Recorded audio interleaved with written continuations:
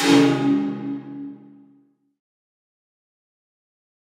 what's up guys, it's Joe, and today I have a tempered glass screen protector to take a look at for the iPhone 6. This is not the Plus, this is the 4.7 edition, and this is one of the first tempered glass screen protectors I could find. Usually I use iCares. This is by Hotspot, I believe, and I'll go ahead and leave the link down in the description. So let's go ahead and take a look and see what we get in the packaging. So, looks like we've got an alcohol prep pad. We have kind of a chintzy screen cleaner. And then we have the tempered glass screen protector.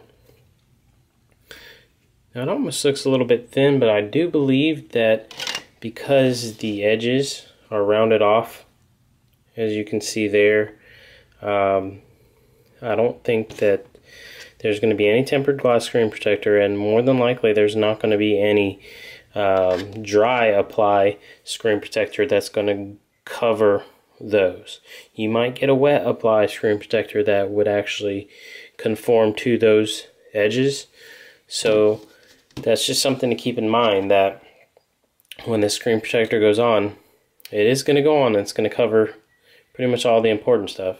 But there's going to be like a 1/4 of an inch all the way around, top, bottom, and everywhere, where it rounds off, that this screen protector is not going to be able to conform. So basically it just actually adheres to the flat surface.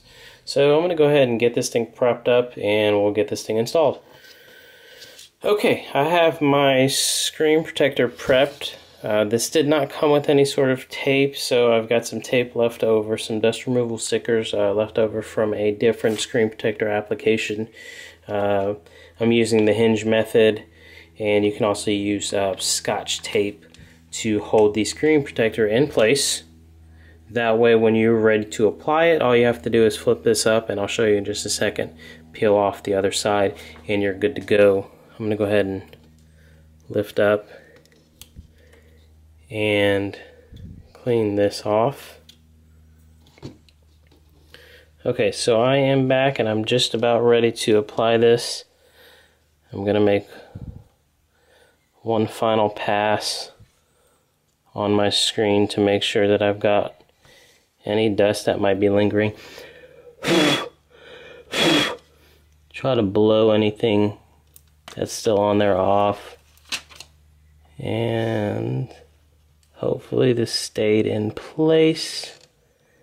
It looks like it did. And now the only thing I have under there are just some big air bubbles that should be very easy to take off. I was a little bit leery of this tape because this thing is all metal, so I wasn't quite sure if it would have anything really to adhere to. But it seems like it adhered fairly well. And again, like I said, this screen protector isn't going to go all the way to the edges. It's just going to go right there in the middle where the edges are not rounded off. And one thing that I'm noticing is I did not get a squeegee, I believe. So let me pull back away from the camera really quick and get these bubbles out. I just have to move them. And actually, I don't even need to really go away from the camera. I can do them in plain sight here. They're not a very big deal. You just kind of push until they go away. It's when you get dust and things like that underneath the screen, it doesn't want to actually go away. Okay, so it's actually taken quite a bit of work to get this stuff looking okay, and I don't know if you can see that. It's almost like an air bubble, but then there's adhesive that doesn't look like it's actually adhering. There's another spot too. At first I thought I had gotten something underneath the screen, but if you can see this smaller one here, is almost like there's no air underneath it. It looks more like the adhesive just isn't adhering, because the same thing is happening around the home button as well, and there's no air right there, It's just you can see the adhesive isn't really, it's visible, I guess.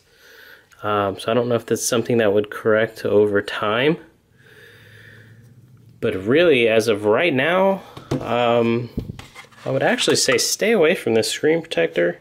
This is probably the first screen protector I've purchased off of Amazon like this that I haven't had any success, and it's actually the first one that I've actually not recommended because it just doesn't seem to be doing a good job. So, man, I really was hoping this would be okay, but you know, I guess lesson learned. So, warning to anybody who is going to purchase one of these.